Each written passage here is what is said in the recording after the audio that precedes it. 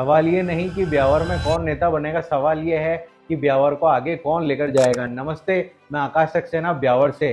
जैसा कि हाल ही में मैंने अमृतसर हॉस्पिटल की समस्याओं को लेकर अपनी आवाज़ उठाई थी, और अच्छी बात ये रही कि मेरी एक आवाज़ के बाद में बहुत सारे लोग सामने आए और लोगों ने अपने अपने प्रदर्शन किया और अपनी अपनी समस्याएं सामने रखी। जैसे आज इसी में जागरूकता को लेकर ब्यावर के लिए मैं एक बात करना चाहता हूँ कि जैसा कि चुनाव आने वाले हैं, मैं ना तो किसी पार्टी के समर्थन में हूँ ना विरोध में हूँ, मैं ब्यावर के विकास की बात कर रहा हूँ।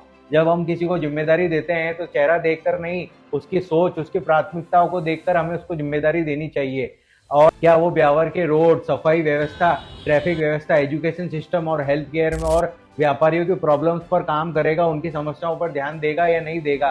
क्योंकि सिर्फ विकास एक व्यक्ति का नहीं हो, शहर का विकास होना चाहिए। ब्यावर में अच्छे schools, college, roads, health care, festival और बहुत सारे मार्केट में ऐसे नई नई चीज़ें आनी चाहिए, डेवलप होना चाहिए कि जिससे ब्यावर का विकास हो और रोजगार के लिए नई नई अपॉर्चुनिटीज पैदा हो।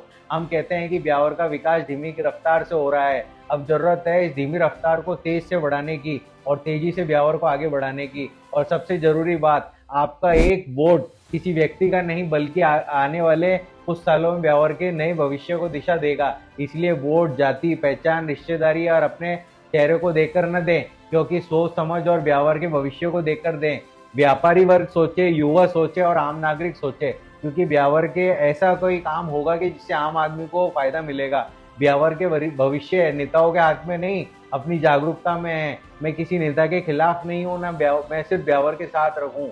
याद रखो, मजा तब है जब नेता का नहीं, ब्यावर का विकास हो। इसलिए फैसला सिर्फ चुनाव का नहीं, ब्यावर के भविष्य का है। सोचिए, समझिए, बात करिए और अपने समझदारी से डिसीजन लीजिए। क्योंकि जब आपको तकलीफ होती है, ना तो आपका कोई वार्ड मेंबर आपके पास में आके खड़ा होता है, ना कोई नेता आके खड़ा होता है। तो हमेशा ऐसी प्राथमिकता दीजिए जो आपकी समस्या, आपकी तकलीफ को सुने और समझे और आपका साथ देवे और ब्यावर के लिए सोचे। तभी आपको, क्योंकि जागरूक होना पड़ेगा और सही डिसीजन लेना पड़ेगा। धन्यवाद, नमस्ते, जय हिंद।